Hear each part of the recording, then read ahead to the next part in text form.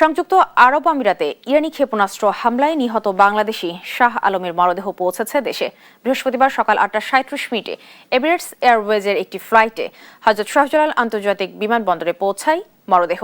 সফরসঙ্গী ছিলেন শ্যালক শরীফুল ইসলাম। এ সময় বিমানবন্দরে তার মরদেহ গ্রহণ করেন পররাষ্ট্র প্রতিমন্ত্রী শামা ওবায়েদ। বলেন, প্রবাসীদের নিরাপত্তায় সর্বোচ্চ চেষ্টা চালাচ্ছে সরকার।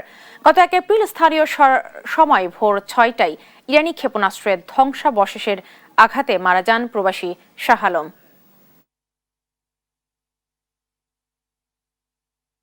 যুদ্ধ শুরু হওয়ার পর থেকে আমাদের ৭ জন বাংলাদেশি ভাই মৃত্যুবরণ করেছে। ৭ জনের মধ্যে এই ৬ নম্বর মরদেহ আমরা আজকে গ্রহণ করলাম। আমাদের যারা বাংলাদেশিরা আছেন তারা যাতে ওখানে নিরাপদে থাকতে পারেন যতদূর সম্ভব আমরা চেষ্টা করে যাচ্ছি। ইরানি ক্ষেপণাস্ত্রের আঘাতে নিহত আরব আমিরাত প্রবাসী শাহ আলমের মরদেহ দেশে পৌঁছেছে। এ নিয়ে আরও জানাতে শাহজালাল আন্তর্জাতিক বিমানবন্দর থেকে যুক্ত হচ্ছেন সহকর্মী তাইমুন ইসলাম রায়হান।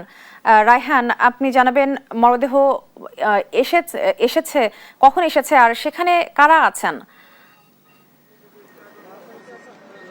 জি রিপা, যেমনটা বলছেন, মরদেহ মূলত সকাল ৮টা ৩৭ নাগাদ যে হযরত শাহজালাল ইন্টারন্যাশনাল বিমানবন্দর সেখানে কিন্তু এসে পৌঁছেছে এবং কি মরদেহটি আনুষ্ঠানিকভাবে হস্তান্তর করা হয়েছে। এই মুহূর্তে আমি শাহজালাল আন্তর্জাতিক বিমানবন্দরে ঠিক সামনে রয়েছি। আমরা দেখতে পাচ্ছি যে মরদেহটি কিন্তু যে অ্যাম্বুলেন্স যে করে নিয়ে যাওয়া হচ্ছে, স্বজনরা কিন্তু এখানে রয়েছে। তারা এই যদি ক্যামেরার চোখে দেখাই, স্বজনরা কিন্তু কান্নায় ভেঙে পড়ছেন।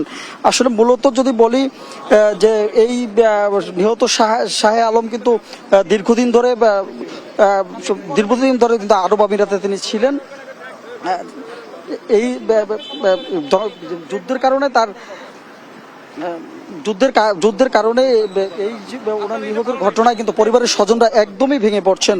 আমরা ক্যামেরার চোখের মাধ্যমে দেখাচ্ছি যে এই মুহূর্তে এখন তার এক স্বজন এখানে অচেতন অবস্থায় রয়েছেন। আমরা কিন্তু সরাসরি দেখতে পাচ্ছি।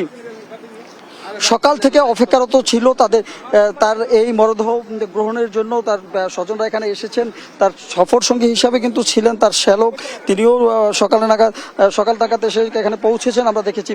তো আমরা যদি এক কথায় যদি বলি যে মধ্যপ্রাচ্যের যুদ্ধের নিহতর ঘটনায় এ নিয়ে কিন্তু মূলত পঞ্চম মরদেহ এসে পৌঁছেছে শাহজালাল আন্তর্জাতিক বিমানবন্দরে।